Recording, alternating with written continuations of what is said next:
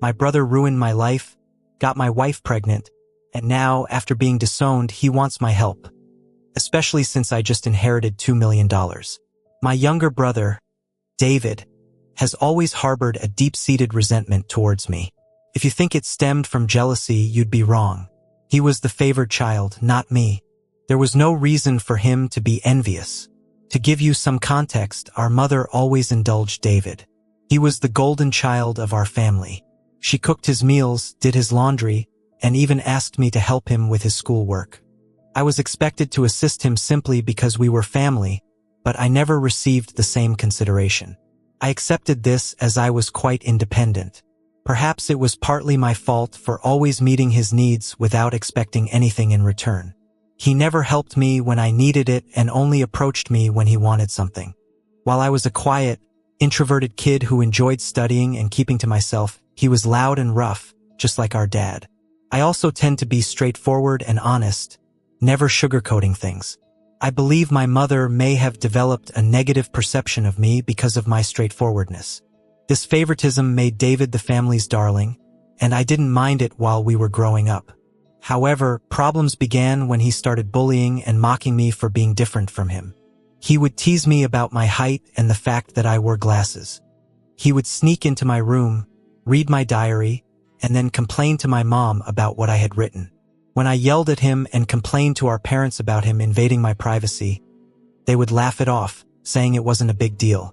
He did more awful things, like nearly breaking my glasses and putting nasty things in my food. He even once put little stones in my cereal, but luckily I found them before they could damage my teeth. When I told my mom, she dismissed it, saying, "This is how brothers bond." Whenever we fought, David would zero in on my insecurities to insult me. We went to the same school, so he knew I was being bullied by a few kids. Instead of supporting me, he sided with the bullies, calling me names like ugly loser or hairy monkey, and encouraging them to physically harm me, saying I was just a big failure. Another time, during a fight over something trivial that I can't even remember, he told me to kill myself. While I could easily brush off most insults, that one really hurt because I was struggling with my mental health at the time. I'm doing better now, but it was devastating to hear that my own brother wanted me dead. Since Dad was often at work and Mom didn't seem to care much, she even scolded me once, claiming it was my fault for irritating him. Things progressively worsened during high school. There was a shocking incident when David attempted to set my hair on fire, and unbelievably, our mother defended him, claiming he was merely playing. Seriously, who behaves like that? Thankfully, my dad eventually sided with me and pointed out the gravity of the situation. He even threatened to call the police on David. This moment was a real eye-opener for my brother, as he had never faced any consequences for his actions before. He was genuinely stunned, and my dad made it clear that enough was enough and that David needed to start respecting his older brother. Later, Dad came into my room to talk. I never expected his support because he always told David how similar they were, which was true. Dad admitted that he had waited for years, hoping David would mature, but he was slowly realizing that David was becoming a big bully. Hearing this from my dad was incredibly validating, and I almost broke down in tears. I confessed everything David had done to me over the years and even mentioned the bullying at school. My dad was shocked at how much I had endured. The next day, he spoke to the principal to ensure the bullies were warned about severe consequences if they continued. Later that evening, Dad enrolled me in MMA at our local gym, telling me I needed to man up and stand up to bullies in my life. I admit that a nerdy kid like me trying to learn to fight might have seemed laughable, but I was very focused. I managed my time well to balance my studies and daily workouts, and the MMA classes completely changed my physique. One day, David was up to his antics again. He stole my pocket money, which we received for helping with chores. I had been saving it for a while. David sneaked into my room and took it. I caught him just as he was about to cycle off with his friends. I demanded he return my money, but David mocked me, saying all I could do was run to Daddy for help. I don't know what came over me, but I punched him in the face. He was stunned, fell backward, and I retrieved my money from his pocket before throwing him back down. David started crying loudly, which was quite comical. However, my mother rushed out to help him and find out what happened. When she learned I had fought him, she was surprised and reprimanded me, saying I should be a better role model for David, who seemed to enjoy seeing me scolded. My mother also complained to my dad about my behavior, saying I needed to be controlled. My dad grimly asked both of us to explain ourselves. I told him how David had stolen the money I had worked hard for and saved, while David tried to justify it by saying he needed the money for a date and that, as his brother, I should help him. However, Dad told David he was lucky I only punched him for stealing, because anyone else would have called the police. He continued to tell David that he had no right to take others' things without their consent. David didn't like that and threw a tantrum, likely hoping our mother would side with him, but Dad remained firm. When David realized he wasn't going to be punished for being hit, he screamed how much he hated me and ran back to his room, locking himself in. Following that incident, David began to distance himself from me. He had finally understood that he couldn't bully me anymore, and that even Dad had stopped supporting his antics. For the first time in a long while, I felt like we were equals. Though he could no longer physically harm me, he resorted to verbal insults when our parents weren't around. His behavior worsened with age, becoming angrier and more short-tempered each year. When I approached him with a question, he would ignore me and walk away, muttering insults like nerd or loser under his breath. If he needed to communicate something, he would relay it through our mother instead of speaking to me directly. When I questioned her about why David couldn't just talk to me, she would urge me to be more understanding. I couldn't tell if it was just puberty or genuine hatred. Over time, dealing with his comments became unbearable, and I longed to move out and get away from him. I repeatedly asked my mother to mediate a sit-down conversation for us to resolve our issues, but she always refused, saying she didn't want to get involved. When I asked her opinion on why David treated me this way, she would brush off the question. Eventually, I left for my dream university, having earned a scholarship as a top student. My dad threw a party for me, and even my mom seemed proud. However, David remained aloof and distant, barely acknowledging my achievements. The day I left for university was a mix of excitement for the future and relief to escape the toxic home environment. The constant fear of David's verbal attacks lifted, giving me a newfound sense of peace. During my second year, I met my wife, Karen, at a frat party through a friend, and we immediately clicked. Coming from a religious background, having kids outside of marriage was frowned upon. However, when we discovered she was pregnant in our final year, we decided to marry right after graduation. Our wedding was a small but joyful ceremony. Our parents were happy for us, and we enjoyed the celebration. At that moment, I believed Karen was the love of my life. I had always envisioned a monogamous relationship, one woman to come home to and share my life with. Despite other women showing interest over the years, I never pursued anything because I was genuinely content in my marriage. Karen was my dream girl, and I never wanted to hurt her. However, I later uncovered 2 incidents of infidelity in our marriage. One was an intermittent affair with her married coworker that spanned several years, and the other was a brief fling with an ex-boyfriend during a visit to her family. Some might think I was naive, and looking back, I can't completely disagree. Each time we separated for a while, I chose to forgive my wife. I didn't want to raise our child in a broken home and believed we could overcome these obstacles. The affair with her coworker happened when we were young, and I attributed it to youthful mistakes and poor judgment. For a period, things seemed to get better, although I could never fully trust her again. I did my best to set aside my doubts, knowing that if I chose to forgive, I had to genuinely work toward a fresh start. It's been 4 years since her second betrayal, and I felt confident in my decision to give her another chance. Karen seemed to have changed, and we were genuinely happy, planning our family's future. However, 3 months ago, my world was shattered once more when she revealed that she had been having a long-term affair and suggested that our son might not be mine. Her words struck me like a ton of bricks. A mix of shock, betrayal, and disbelief overwhelmed me. I struggled to comprehend the enormity of her confession.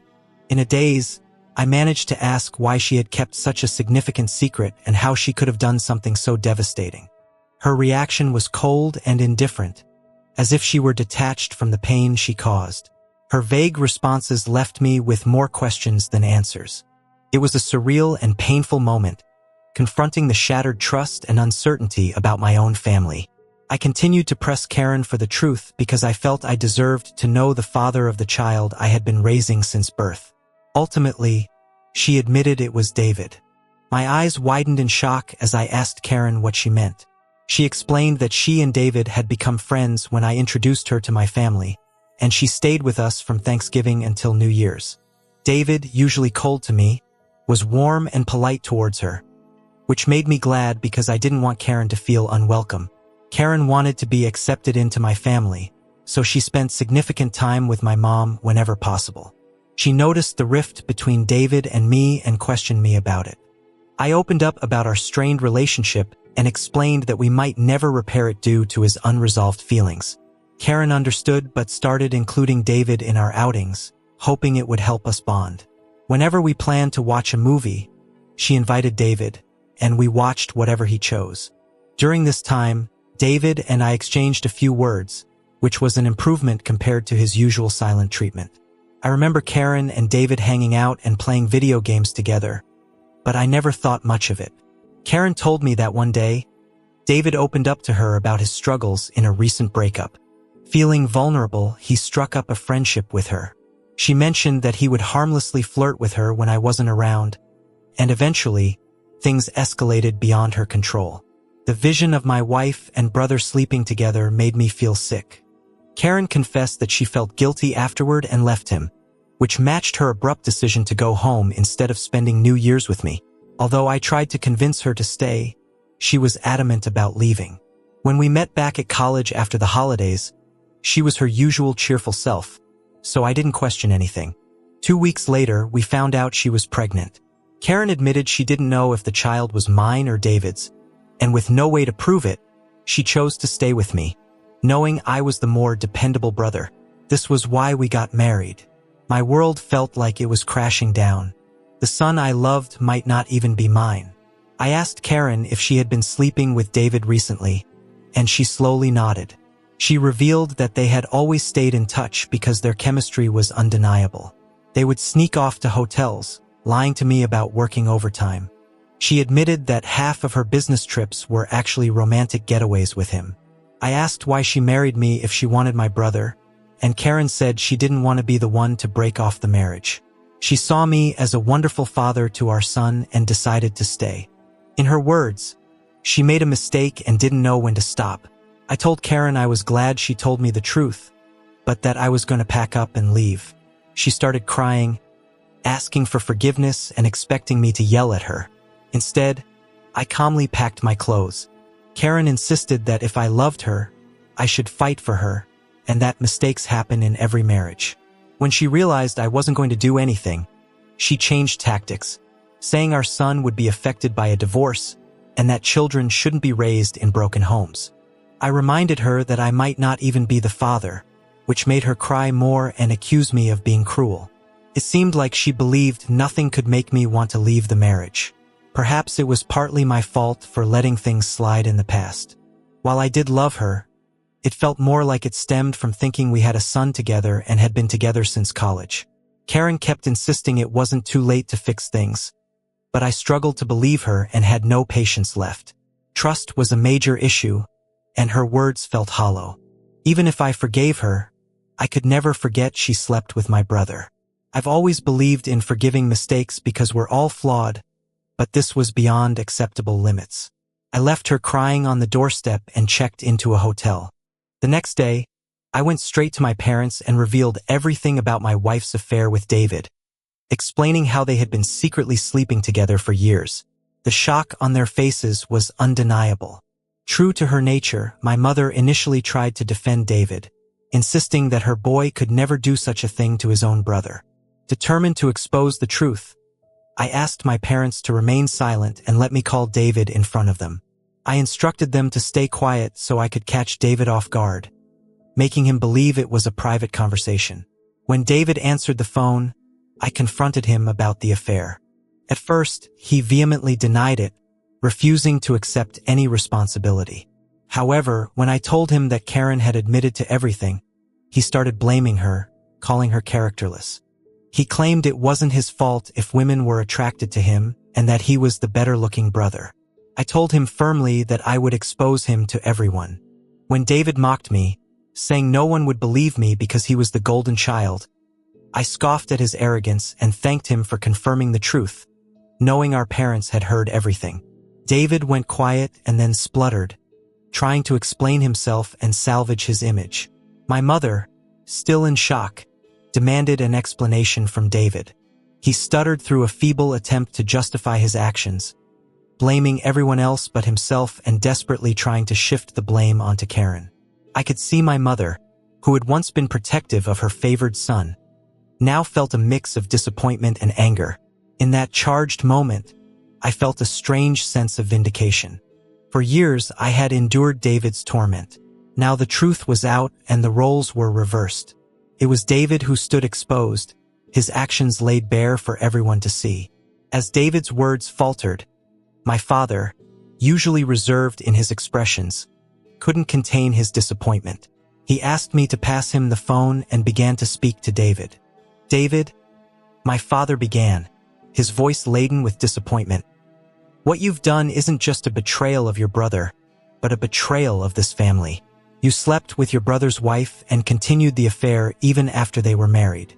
Your actions have severe consequences and have irreversibly shattered the trust we had in you. I raised both of you to value family loyalty and decency. What you've shown today defies everything I've tried to teach you." He paused, letting the weight of his words sink into David's conscience. "Your disregard for your brother's feelings and the lack of respect for his marriage are unacceptable. You've not only hurt him but also torn apart the bonds that hold our family together. Your mother and I are partly to blame for what you've become, but we will no longer tolerate this behavior. From today, you're cut off from the college funds I set up for you. You'll have to figure out how to pay your university fees on your own. I will also stop funding your lifestyle. Do you think it makes you more of a man to sleep with married women? Let's see how you manage without my money." Throughout this, I maintained a composed demeanor. Although I initially wanted to scream at David, watching my dad punish him was the ultimate vindication. I had exposed his true nature, and it was clear he had underestimated the consequences. My mother, despite David's persistent protests, continued to justify him, but my father swiftly ended the call, shutting down David's attempts to explain away his actions. Afterward, my mom approached me and hugged me. It had been a long time since we shared such a moment, but in that embrace, there was an unspoken understanding and support amid the family turmoil. She apologized for not believing me all this time. My 14-year-old self could never have imagined this moment, being vindicated and embraced by my mother. Following this, my dad helped me find a good lawyer to divorce Karen. She and her lawyer tried to fight dirty, asking for alimony since I earned more than her, but her affair played heavily in my favor. We also conducted a paternity test, and it was confirmed that David was indeed the father of the child. The news was incredibly painful, even worse than discovering Karen's infidelity. I was furious that the son I had loved and raised wasn't mine. However, I decided to stay strong. Karen begged me to continue visiting my son, arguing he shouldn't be punished for the situation, but I couldn't bear to see him. He reminded me too much of David, and I hated it. After my divorce was finalized, I felt a sense of freedom wash over me as I moved into my own bachelor pad. It felt surreal to live alone, since I had married so young and never really had the chance to experience independence. However, my naturally independent nature allowed me to quickly adapt to my new lifestyle, and I thoroughly enjoyed it.